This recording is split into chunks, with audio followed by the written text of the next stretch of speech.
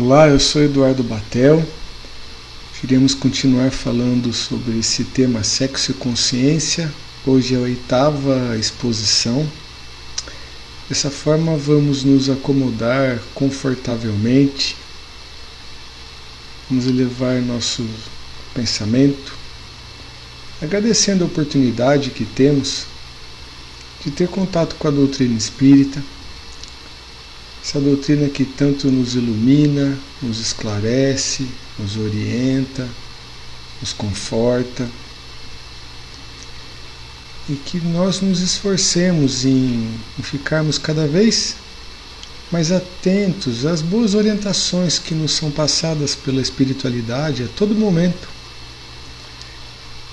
nos esforçando dessa forma em botar essas orientações em prática, se esforçando em vencer os nossos vícios, as nossas más tendências, e nos esforçando sim em fazer o bem, sendo proativos no bem, fazendo o que nosso Mestre Jesus tanto nos ensinou, se aproximando assim de Deus.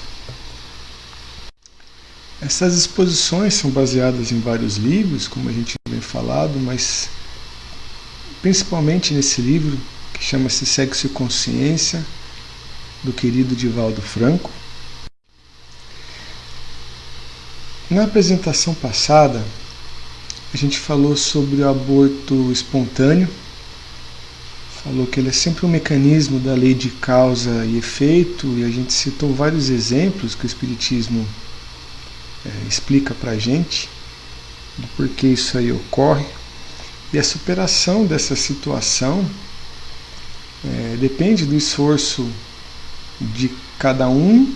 A gente falou também sobre o tratamento, do aborto espontâneo, que tem o tratamento médico, tem o tratamento psicológico e tem o tratamento bioenergético que a Casa Espírita oferece para a gente, através do passe, da água fluidificada.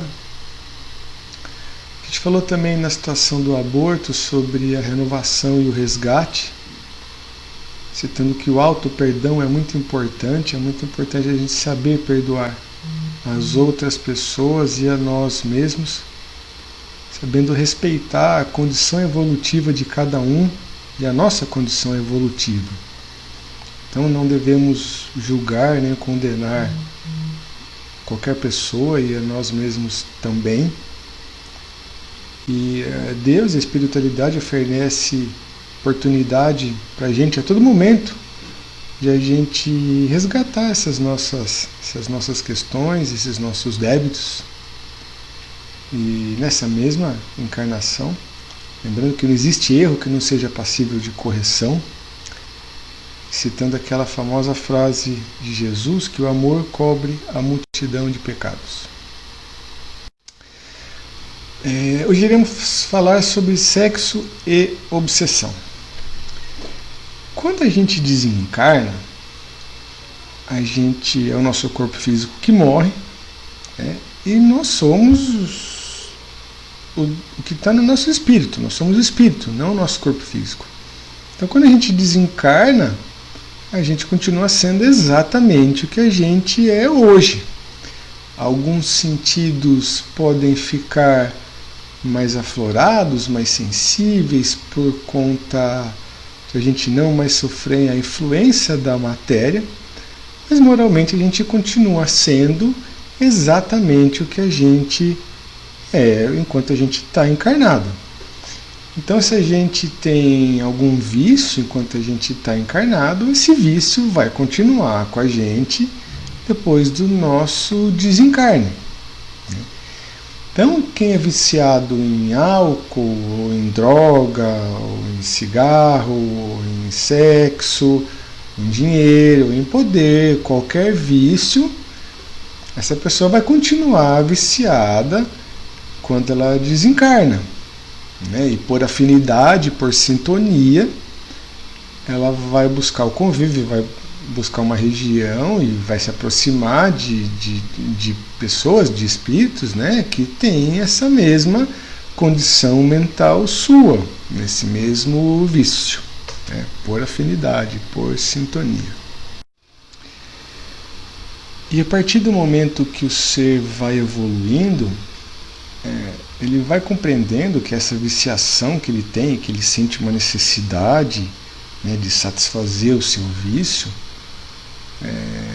não é do seu corpo físico, porque ele nem possui mais o seu corpo físico, ele já desencarnou, mas ele acha que é uma necessidade do corpo que ele tem, uma necessidade fisiológica, né, ou de viciação, mas ele começa a compreender que a viciação que ele tem é mental, é do seu espírito, e que ele transfere essa viciação para o seu perispírito, mas ele aprendendo a controlar isso daí, ele vai conseguir superar essa sua viciação, mas ele entende que essa viciação está no seu espírito, não é do seu corpo.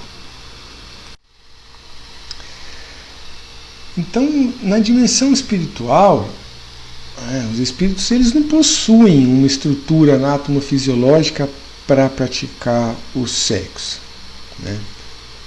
E o intercâmbio de sentimentos entre os espíritos, né, ele é baseado no amor, na simpatia, e isso aí é suficiente para completar, para preencher um relacionamento por completo. Eles não precisam ter uma atividade sexual num relacionamento, né? Porque só esse amor mais sublime já é o suficiente. Isso, logicamente, dependendo da condição moral de cada um.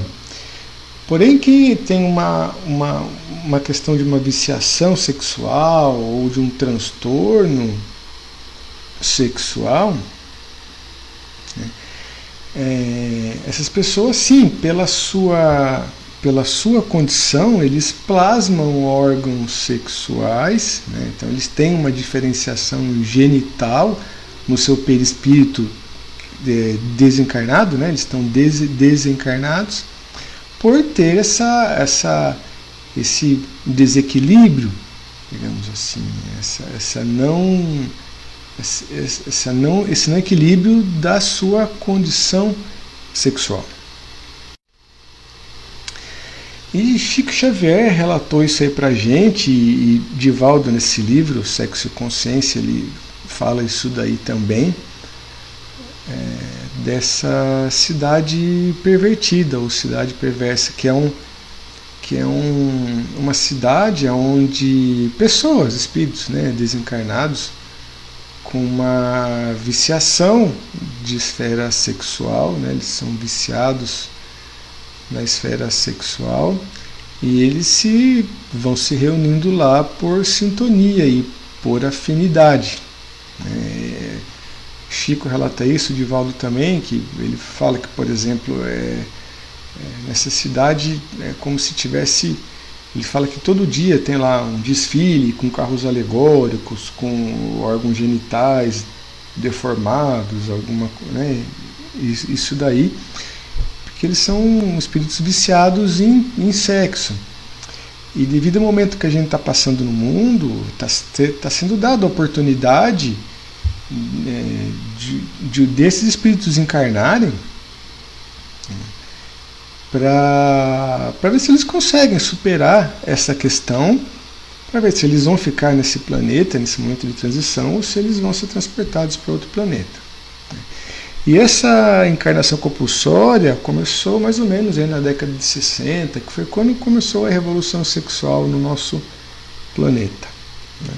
Devido à encarnação de muitos desses espíritos viciados em sexo.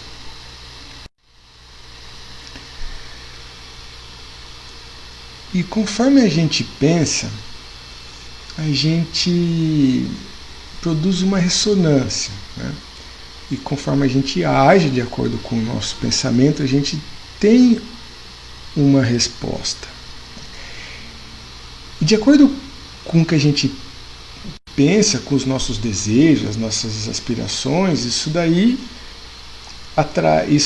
devido à nossa sintonia, como a gente está vibrando, isso vão atrair espíritos dessa mesma natureza. Então, quem tem uma viciação em sexo, devido ao teor dos seus pensamentos, vai atrair espíritos com essa mesma viciação, e eles passam a vampirizar essas pessoas que são viciadas em sexo ou que têm um transtorno na esfera sexual.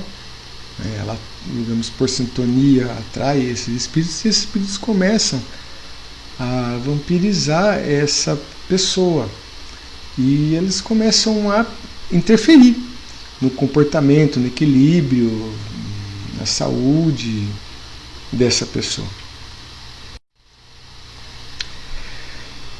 E dessa forma, as obsessões sexuais, porque essa condição se promove, uma obsessão sexual, são muito difíceis de uma recuperação. Porque o espírito, ele começa, o espírito que vampiriza o ser, ele começa a roubar o plasma psíquico, né, o ectoplasma daquela pessoa que está encarnado, que tem essa condição, e começa a se utilizar ele, tentando se satisfazer do seu vício. Isso tanto no vício sexual, como no vício de droga, de álcool, de cigarro, de dinheiro, por aí afora. E uma das energias mais poderosas que a gente tem é a energia de natureza sexual. A gente já falou isso daí antes. Por isso que a gente tem que tomar muito cuidado em como lidar com a questão sexual, porque é uma energia muito, muito grande, muito poderosa que a gente tem. E se a gente usar ela de uma maneira equivocada, a gente pode ter muitas consequências ruins disso daí.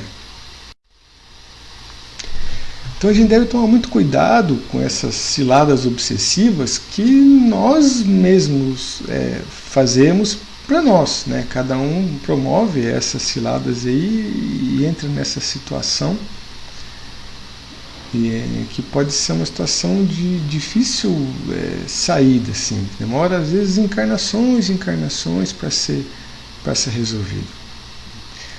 Então a gente tem que ficar sempre bastante vigilante em tudo, e aqui a gente está falando especificamente da função sexual, né, e afetiva. Então a gente deve usar essa energia sexual afetiva com bastante responsabilidade. Falando um pouquinho sobre os transtornos sexuais, a gente sabe que o sexo ele deve ser utilizado com respeito e com equilíbrio. Pelo fato de envolver uma outra pessoa, né, a gente se torna responsável por essa pessoa e forma um vínculo, né, de uma condição psicológica com essa pessoa que está envolvida, né. Então, se a gente utilizar mal a função sexual envolvendo uma outra pessoa, isso vai gerar um distúrbio muito, muito grande, né? E a gente está cansado de ver isso daí na sociedade, esses distúrbios de ordem sexual, pelo mau uso da função sexual. E esses distúrbios, sim, como a gente já falou agora há pouco, quando a gente desencarna, eles continuam com a gente. A gente fica exatamente igual quando a gente desencarna. E um desses distúrbios, né, de transtorno sexual é a promiscuidade, né? Isso a gente olha, vê bastante também, a gente tem vários exemplos, né, disso daí na sociedade, e a gente tem que tomar sempre bastante cuidado, sempre falo isso daí, porque a sociedade às vezes tenta passar para a gente uma condição errada como sendo certa. Então muitas vezes a gente vai ouvir um monte falando que é normal ser promíscuo, que não tem problema nenhum, que eu estou buscando a minha felicidade, e a gente sabe que não é bem assim, né? Uma pessoa que é muito promíscua, ela tem um transtorno, isso é um transtorno sexual, é uma pessoa, né, viciada em sexo. Então muitas vezes o pessoa que tem muitos relacionamentos, ela muda de parceiro, muda de parceiro, muda de parceiro, mas ela não muda o comportamento dela. Ela busca sempre uma situação nova, um parceiro novo, que em pouco tempo passa a ser normal, repetitivo para ela, né? Ela julga isso repetitivo e dessa forma ela jamais fica satisfeita. Então, como em todo vício, a pessoa nunca fica satisfeita. Ela sempre está querendo mais, algo novo, mais, e nunca fica satisfeita. Essa é a definição de vício. Isso para todos os vícios. Outro transtorno sexual, que está bastante relacionado com a promiscuidade, é a prostituição, né? Que a gente sabe que é um distúrbio de compostura moral. A prostituição nem sempre é assalariada, nem sempre ela é paga, e a gente define como uma ausência de amor.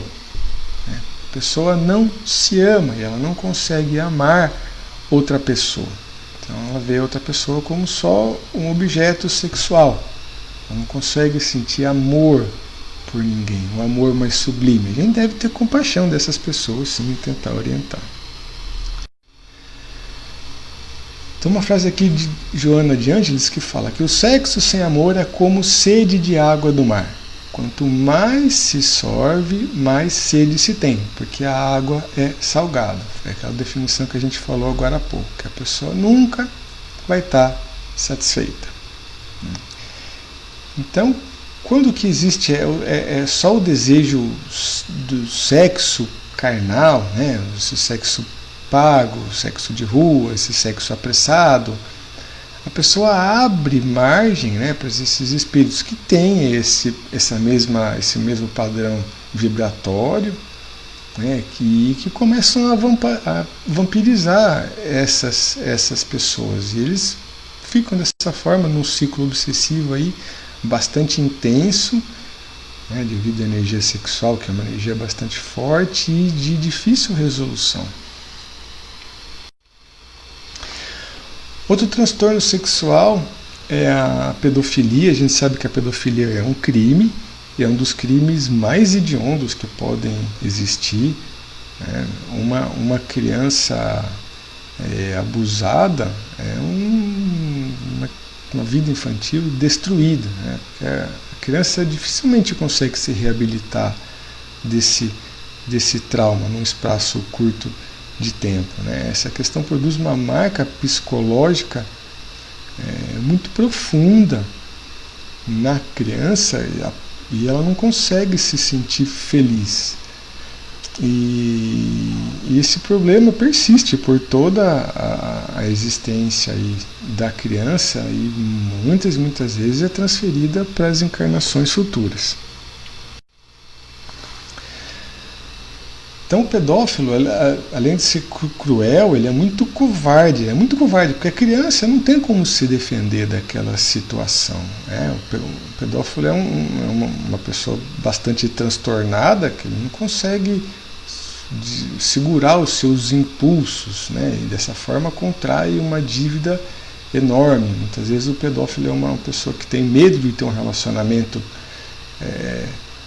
com uma pessoa adulta, por exemplo, e abusa de uma criança por isso daí. Então é um transtorno sexual bastante grave. Tem questões de encarnações passadas envolvidas, na grande maioria das vezes, né? E esse transtorno é um transtorno que a gente tem que agir com toda a energia e com bastante severidade. Né? Essa pessoa tem que receber tratamento psiquiátrico, tem que ser afastada da sociedade, né? E é um transtorno bastante grave. Outro transtorno sexual são os complexos de Édipo e de Electra. A gente sabe que o complexo de Édipo é uma atração sexual do filho pela mãe, e o complexo de Electra é uma atração sexual da filha para com o pai.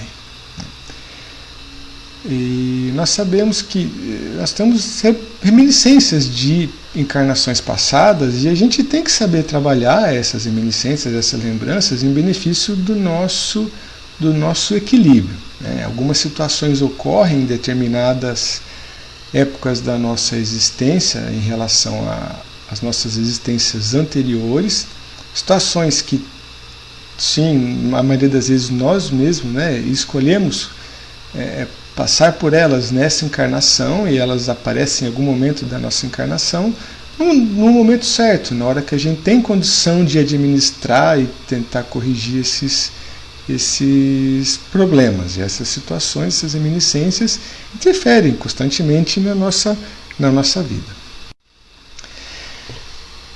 E essas situações do complexo de Édipo e de Electra, na maioria das vezes, ocorrem por um desequilíbrio na parte sexual de algumas pessoas, onde é dado, em uma determinada encarnação, corrigir essa questão, esses débitos feitos em vidas anteriores, né, na esfera sexual. Então, um relacionamento sexual infeliz, desequilibrado, desarmônico, em uma existência, tem a oportunidade, né, a espiritualidade, Deus oferece para a gente a oportunidade sempre de corrigir essas nossas questões, né, em alguma encarnação, ou na mesma ou numa encarnação futura, através do amor verdadeiro.